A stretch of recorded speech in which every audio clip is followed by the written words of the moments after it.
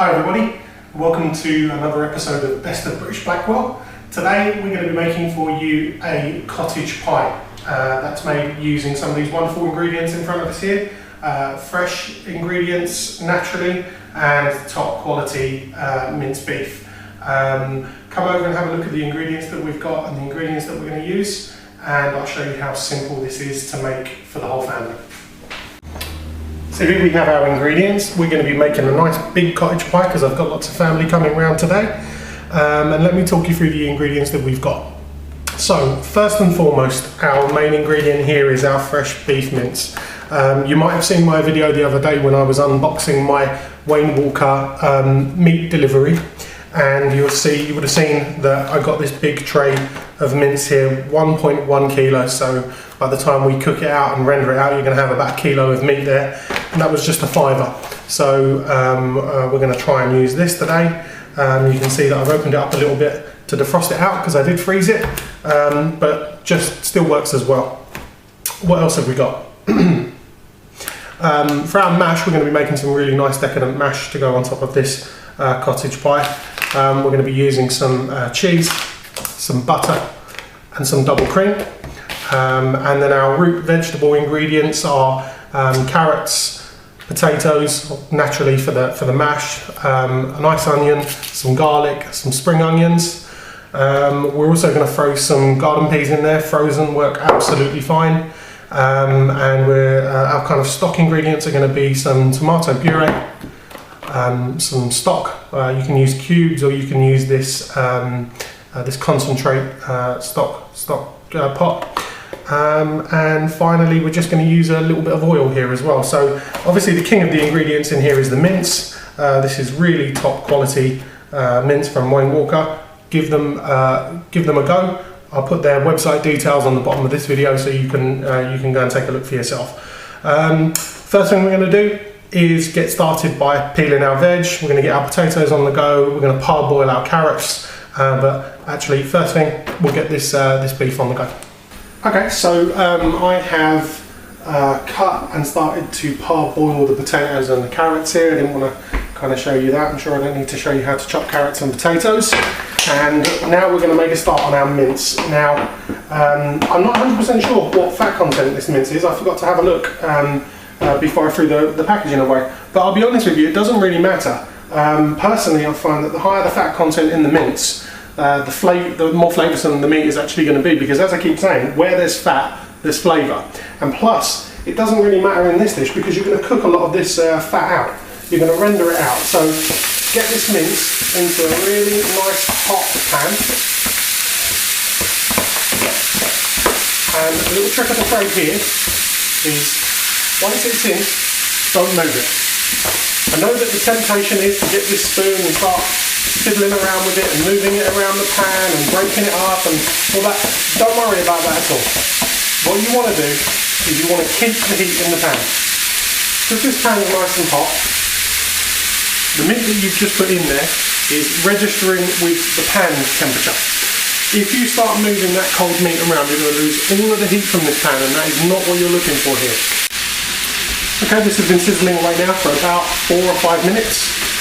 Next ingredient to go in is the Worcester sauce. And you want plenty of this in here. Don't forget, this is going to be cooking for quite a long time today. So your ingredients will cook out and the flavours will enhance. Now, because we've been cooking it for about 4 or 5 minutes, now is the time to just gently start moving this meat around. Another 4 minutes down the line, and as you can see, we're getting a really nice colour to this mince. You can still see there's quite a lot of water and there's quite a lot of fat in here, but just trust yourself here not to panic, not to worry. You don't want to be putting any gravy granules or anything like that in here to thicken it up at this stage. Just trust your equipment to help you out here.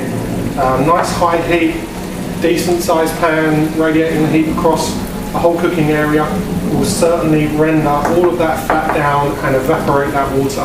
I can see it happening right in front of my very eyes here, so don't panic. Now is the time that you want to go around with your spoon, flattening out this mince and crumbling it down a little bit. So the beef has come off, I've strained the excess fat on that and I've returned the pan straight back onto the heat. And then the next thing we're going to do is fry off those chopped spring onions.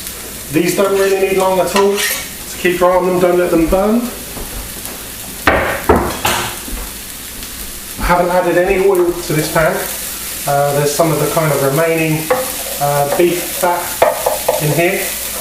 Just gently fry these onions off. So the pan goes straight back on after you've finished with the spring onions. Let me just turn my oven on, get the oven on to about 150, let that warm up. Now the pan's really dry, so what we're going to use is a little bit of olive oil, just to lightly coat the pan. And now we go straight into this lovely hot pan with our chopped garlic, of which I've used 3 cloves, not bulbs, cloves, don't go too mad with the garlic. And there's 1 whole Spanish onion in there as well. So all you're looking to do with this is get it nice and translucent and a very nice soft texture. Okie so the onions are about perfect. Now all we need to do to that is get our beef back in there. As you can see, the beef is really nice and strained off fully as well, so you haven't got too much fat in there. And at the moment what we've got is a really nice dry mix. Now, when I say the mix needs to be dry, it does, but it doesn't need to be this dry. But instead of just adding water, you need to get flavour in there as well. So what we're going to do is we're just going to give this a bit of a mix round. Reintroduce the beef to the onions and the garlic.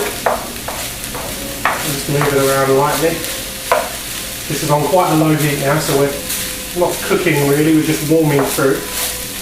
The pan is just coming down from a high heat. Now, another little trick for you, people will add water to this, and that's fine, that's exactly what I'm going to do.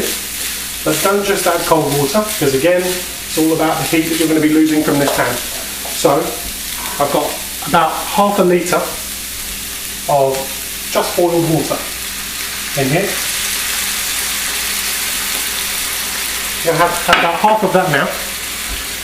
Now I'm going to get my stock pot in there. Just let that sit in the middle. I know that these can be a little bit messy sometimes, so just get your spoon in there and make sure you get all of that lovely stock flavour off.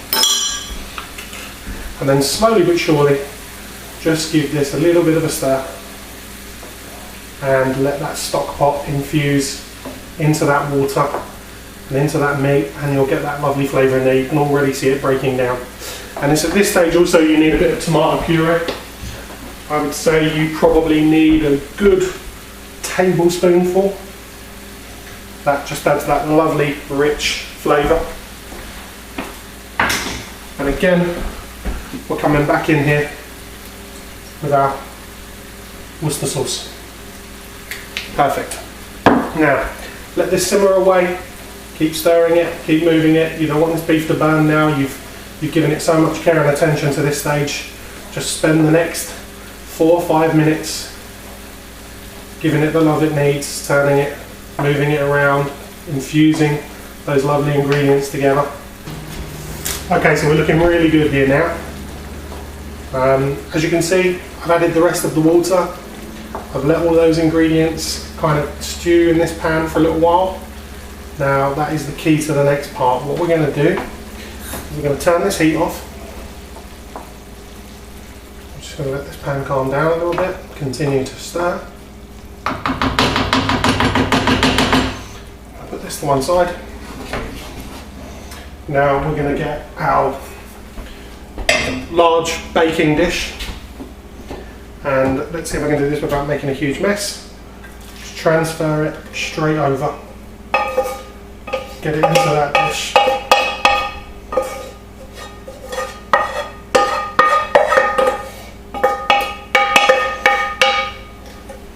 That's lovely. Give it a good stir in here. This is a good opportunity to give it another stir around. Now what we do is start to add our other ingredients. So I've got some frozen peas in here.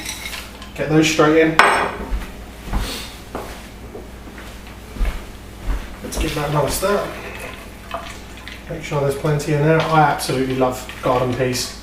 I could eat them all day long, and I particularly love them inside a cottage pie. Especially if you're just going to be serving this up as a one-off portion with no sides. You know, you've got all of your veg in there as well, and it's perfect to take into work the next day. Just reheating, having it for lunch at work. Absolutely lovely. Finally, get your carrots in there. And again, we don't need to mess around with these too much. You just sit them on the top, make sure we get them all out. We don't want any wastage here. Now, the final part of this process, take this, whack it in the oven at about 150 degrees Celsius for about an hour. Okay, so our potatoes are boiled and we're ready to make our mash. I know I've showed you how to make standard mashed potato before, but we're going to make this slightly different today and slightly more decadent because it's going on top of some really good quality meat. So first things first, take the pan that the potatoes have just boiled in and that you've strained the potatoes out of, and just add a good 100 grams to 150 grams of butter, and then you'll see that that starts to melt into the bottom of the pan because it's still hot from where the potatoes have been in there, and that's exactly what you're looking for. Also, bring your potatoes back over and just throw those potatoes, try not to splash the butter on you, try and get those potatoes straight back in there. Now this is when you add the seasoning, so if we get some salt and pepper,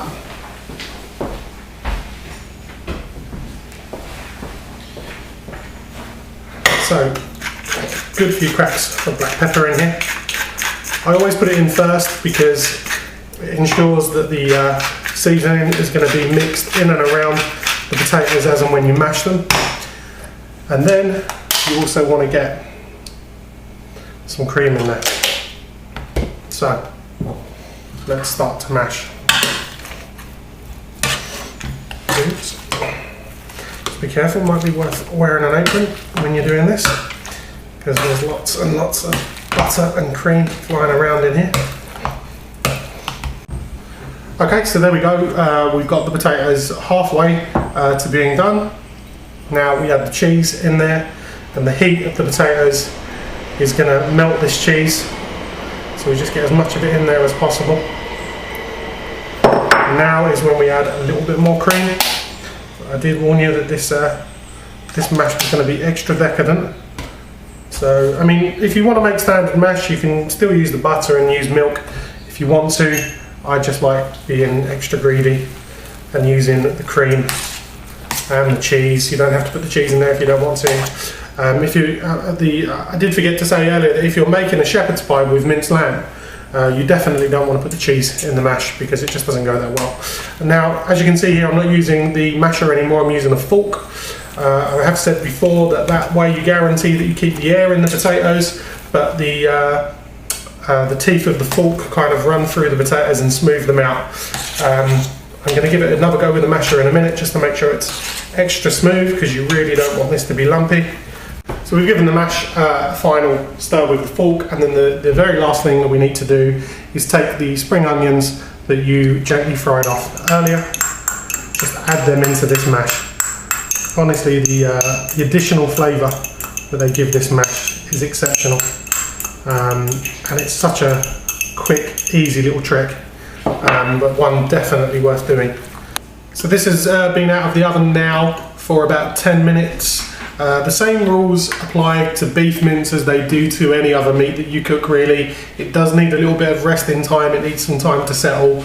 Don't treat minced beef any differently to as you would any other meat. So as you can see, all of the juices out of here have kind of rendered down into a lovely thick meat base. That's really good. That's exactly what we're looking for. Now all we need to do is get this lovely mashed potato on there, and there's no trickery involved in this at all. The little tip that I use is to kind of break the mash down into smaller kind of dollops of mash, no better word than that, and just try and fill the whole of this. It's spilled quite a bit there, don't let any of it go to waste. Fill the whole of this pan up. We made sure that we did lots and lots of mash, and that's the key to making this look good. Just fill any of the gaps that you can see with the larger spoonfuls of mash on here.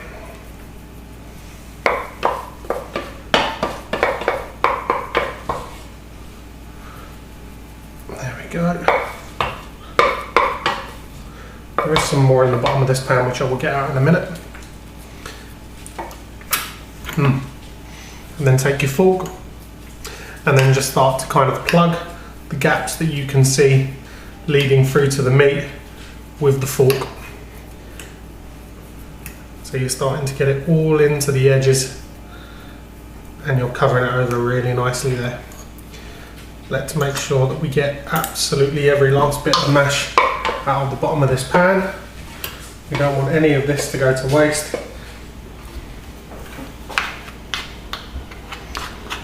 Here we go.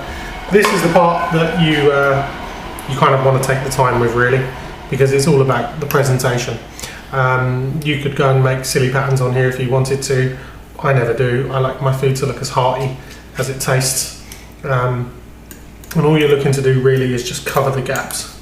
Now finally, one decent tip for you is get the back end of a fork here and just start to run some peaks into this. So, you know, these kind of grooves that you get here, and then that will enable, when you put this back in the oven, for these peaks to go nice and brown. You know that sometimes you used to see a cottage pie and only the outside was brown and everybody liked those crispy bits. Well, this is a little trick to make sure that everybody gets a decent crispy bit on their cottage pie. So just make sure there's some decent peaks on here. And this is ready to go back into the oven as and when you want it. I mean, you could put this in the freezer, you could put this in the fridge when it was cold, freeze it, use it any other time. But basically, this is ready to go back into the oven at about 180 degrees for 10 or 15 minutes.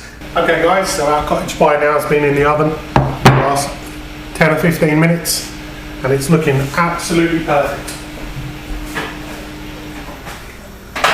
I'm just finishing off the veg that we're going to serve this with. And while I'm waiting for that veg to finish, the finishing touch to this cottage pie is again another slightly decadent touch, but I think it really finishes it off nicely.